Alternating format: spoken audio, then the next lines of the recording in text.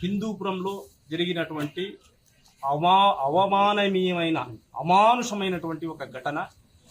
ఉన్నత విద్యావంతుడు, న్యాయవాది, దళిత న్యాయవాది శివరామకృష్ణ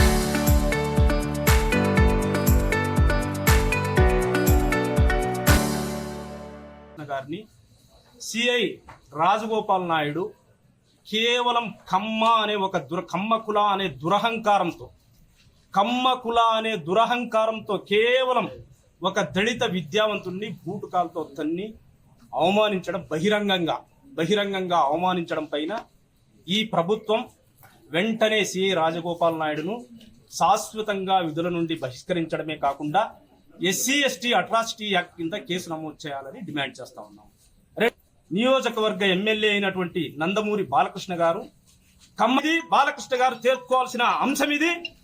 ఒకవేళ కమ్మ కులానికే ప్రోత్సహించి దళితులను విస్మరిస్తే భవిష్యత్తులో దళితులు తగిన గుణపాఠం చెప్తారని చెప్పేసి కూడా ఈ సందర్భంగా హెచ్చరిస్తున్నారు. ఈ నెల 27వ తేదీన ఎస్సీ మాదిక సామాజిక వర్గానికి చెందినటువంటి ఒక మహిళ కాన్పు సందర్భంలో ఆమె మరణించడం జరిగింది.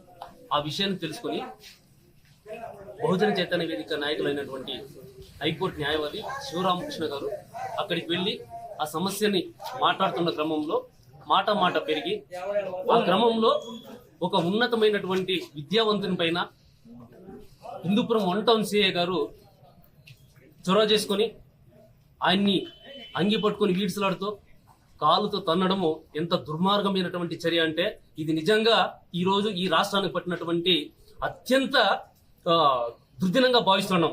ఏదైతే ఆ రాజగోపాల్ నాయుడు ఉన్నారో ఆయన పైన డీజీపీ గారు వెంటనే చర్యలు తీసుకుని ఆయన సస్పెండ్ చేసి వెంటనే ఆయనపై ఎస్సీ అట్రాసిటీ కేసు నమోదు చేసి విధుల నుంచి తొలగించి చర్యలు తీసుకోవాలని చెప్పేసి ఈరోజు ప్రజా సంఘాల ఆధ్వర్యంలో ఈ ధర్నా కార్యక్రమం చేపట్టడం జరిగింది.